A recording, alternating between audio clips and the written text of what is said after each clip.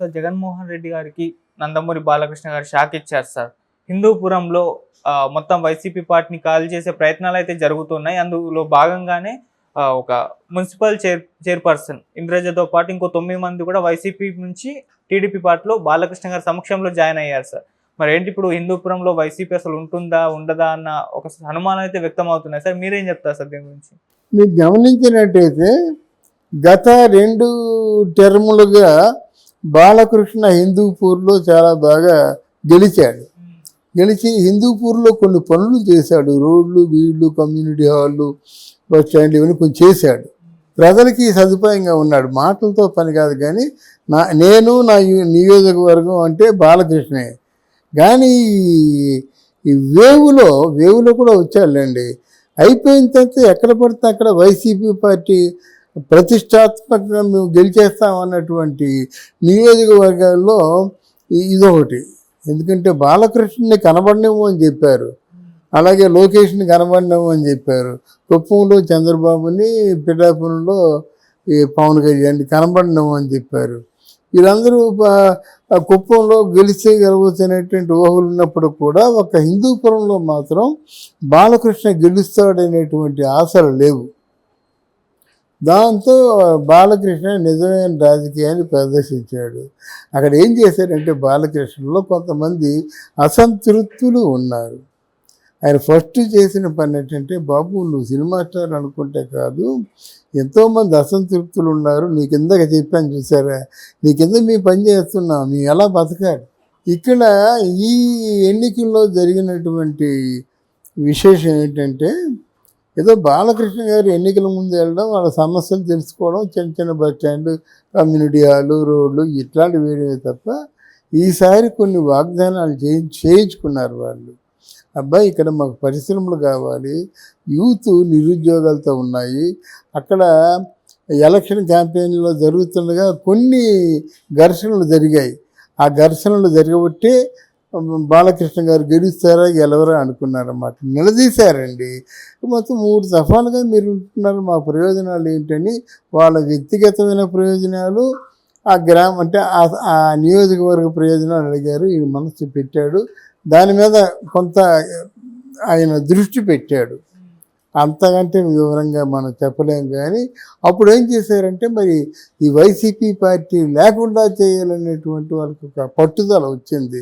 ఎందుకు వారు చీటికి మాటికి మనమే అంటే వాళ్ళు గొడవ రావడం, మనం రావడం, కొట్టుకోవడం, అక్కడ ఫ్యాక్షనిజం ఎక్కువ, తిట్టుకోవడం, ఆ రక్తపాతం ఇదంతా ఎందుకని చెప్పేసి వాళ్ళు మొత్తానికి బాగా ప్లాన్ వేశారు.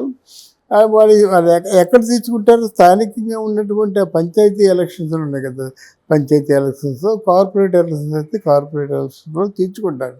దాంట్లో వీళ్ళందరూ ఒకటైపోయి ఇక్కడ వైసీపీ తాలూకు సభ్యులు అనే వాళ్ళని ఎవరిని గెలవలేకుండా వాళ్ళ మొత్తం మెజార్టీతో గెలిచారు. కనుక ఈరోజు అక్కడ చైర్మన్ మన తెలుగుదేశం పార్టీ వాడు అయ్యారు అన్నమాట. తర్వాత ఏమిటంటే, ఇక ముందు వైసీపీ పార్టీలో అక్కడ ఎక్కువ ఎంకరేజ్మెంట్ లేకపోవచ్చు.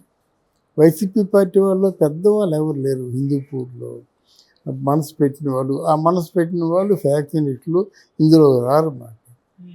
అలాగే ఇక్కడ మనకి వైసీపీ గాలి అయింది. మన విశాఖపట్నంలో కూడా మొత్తం వైసీపీ గాలి అయిపోయింది. చైర్మన్, కార్పొరేటర్స్ అందరూ కూడా వైసీపీని ఖాళీ చేశారు, ఎవరు లేరు ఇప్పుడు. అది పిఠాపురం ఒకటి వైసీపీ కాయింది, 3 చోట్ల కూడా వైసీపీ అయిపోయింది. ఇక్కడే మీరు అనుకున్న విధంగా నేను సమాధానం చెప్పను. ఎందుకంటే ఎన్నికల ముఖ చిత్రం, ఫలితాల ముఖ చిత్రం ఇలాగున్నప్పుడు మళ్ళీ ఎవడూ కూడా వైసీపీ వైపు వెళ్తాడని చూడరు. కానీ ఇక్కడ జగన్మోహన్ రెడ్డిది రాక్షస రాజకీయం. ఇన్ని చావుదెబ్బలు ఎన్నికల పరంగా తిన్న తర్వాత ఎవడైనా వచ్చి మేము మంచి చేశాం కానీ ఓడిపోయామంటాడా? అంత అడ్డగోలు మైండ్ గేమ్ ఆడతాడు ఆయన. అర్థమైందా? ఆయన పక్కన ఎవరైనా నిలబడినట్టుతో 100 కోట్లు ఇస్తాడు. ఎలాగైతే 29th మనమే 29th ఇయర్లో మనమే గెలుస్తామని అంటాడన్నమాట. అది ఎంత పెద్ద మైండ్ గేమ్ అండి. చిత్తుగా ఓడిపోయి ఇన్ని తిట్లు తిన్న తర్వాత ఆయన అంత గట్టిగా మాట్లాడుతున్నాడంటే ఆయన్ని వీళ్ళు అనుకున్నంత తేలిక కాదు. ఇప్పుడు నేను చెప్తున్నాను, వచ్చే ఎన్నికల్లో వీళ్ళు ఇలాగే ఉంటే వీళ్ళు పరిశ్రమలు తెచ్చినా ప్రాజెక్టులు తెచ్చినా థ్యాంక్ యూ, కానీ ఎన్నికల్లో గెలవడం ఇది ప్రజల్ని గెలుచుకోవాలండి. నువ్వు ఖాళీగా ఉన్నావు కాబట్టి పవన్ కళ్యాణ్ ప్రజలు గెలుచుకున్నాడు, నువ్వు జైలుకి వెళ్ళావు కాబట్టి ప్రజలు గెలుచుకున్నావు. అది కాదు రాజకీయం అంటే, ఇది కాదు రాజకీయం అంటే. నియోజకవర్గాలు వరిగా నువ్వు ఏ మంచి పని చేస్తున్నావు అది వైరల్ అయిపోవాలి అంతే. సోషల్ మాధ్యమాలు ఉన్నాయి కదా, నువ్వు అక్కడ అది నా దృష్టిలో అంటే యాజిటీజ్గా రాజకీయాన్ని చూచా తప్పకుండా ఫాలో అవుతున్న వ్యక్తి లోకేష్. ఒక్క మాట వింటున్నారా మీరు? పనులు పెరిగిపోతున్నాయి. అక్కడ ఎలక్షన్లో ఓడిపోయిన తర్వాత లోకేష్ బాబు మంగళగిరిలో అందరికీ జీవనోపాధి కలిగించేశాడు. అక్కడ పద్మశాలిని ఎక్కువ అంటే కరెంటు మొగ్గ కొన్నాడు. అక్కడ ఏ బతుకు లేనుకేం బడ్డీలు పెట్టించాడు. అంటే అందరికీ ముందు బతుకుతారు చూపించాడు. ఇప్పుడైతే ప్రాణం పెట్టేస్తున్నాడు. మంగళగిరి వాళ్ళు ఆ లోకేష్ బాబు రావడం మా తాలూకు అదృష్టం అనుకుంటున్నారు అన్నమాట. తర్వాత ఆంధ్రదేశంలో ఏ నియోజకవర్గంలో కానీ ఎవడైనా సరే నియంతలాగా ప్రవర్తించినట్టయితే వాడంతే అవుట్, అరెస్ట్ అయిపోతున్నాడు. ఇది రాజకీయం. నీ ప్రజల్ని ముందు గెలుచుకొని నీ ప్రజల్ని ముందు సంతోషపరిచి తర్వాత ఇంట గెలిచి గెలవాలంటారు.